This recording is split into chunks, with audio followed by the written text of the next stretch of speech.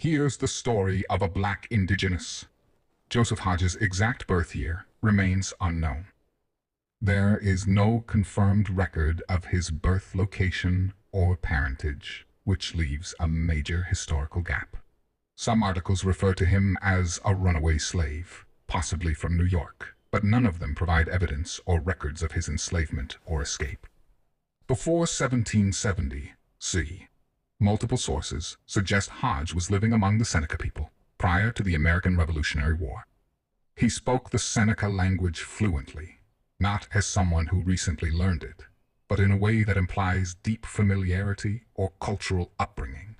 This undermines the claim that he was captured by the Seneca during the war. If he already spoke the language and lived with them, he could not have been captured. 1770s. There are suggestions that Hodge was already residing in Seneca territory during this period. There is a 15-year discrepancy between when Hodge was active and when some settlers later claimed they first saw the area. 1784. Some articles say Joseph was released from captivity in 1784, though this contradicts earlier accounts of him already being a part of the Seneca community. It's unclear if he was truly imprisoned, adopted, or simply misclassified in historical retellings. 1786. A white settler born in 1786 claimed that when he was born, there were only two houses, his family's and Joseph Hodge's. This contradicts markers and articles that place Joseph in the area at least 15 years earlier. If Joseph had a family and a home, where were they in this account? This settler makes no mention of Joseph's wife or children. 1793. Historical markers claim that Hodge was present in Chautauqua County, NY, and helped white settlers. These markers describe him as a translator and entrepreneur. One even states he was the first settler in the area, though this is contradicted by other accounts that place others nearby.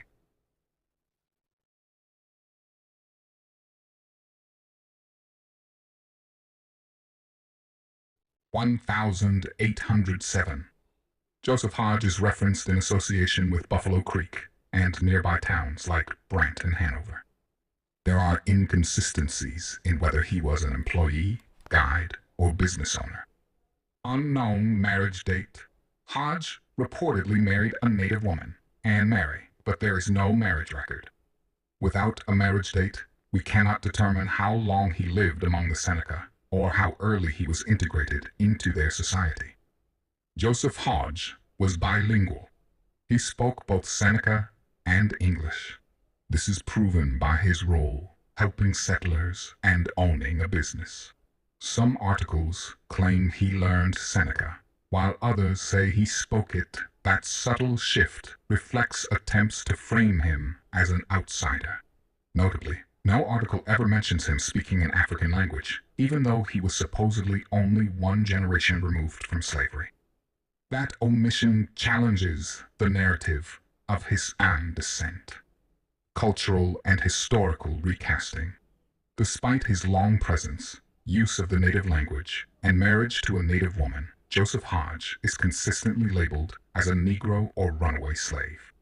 There is no record of his burial, his parents, or even his exact year of birth. That gap allows modern narratives to reframe him however they see fit. The gaps in Joseph Hodge's history, including the 30-year undocumented period, lack of slavery records, and contradiction in his role, slave, chief, entrepreneur, settler, or outsider, reveal how flexible historical memory can be. Based on location, language, marital ties, and early presence, it is highly likely Joseph Hodge was either indigenous or black indigenous, but was later reclassified as simply Negro. The only consistent truth is this: Joseph Hodge was there first. The rest is speculation, political reframing, and cultural erasure.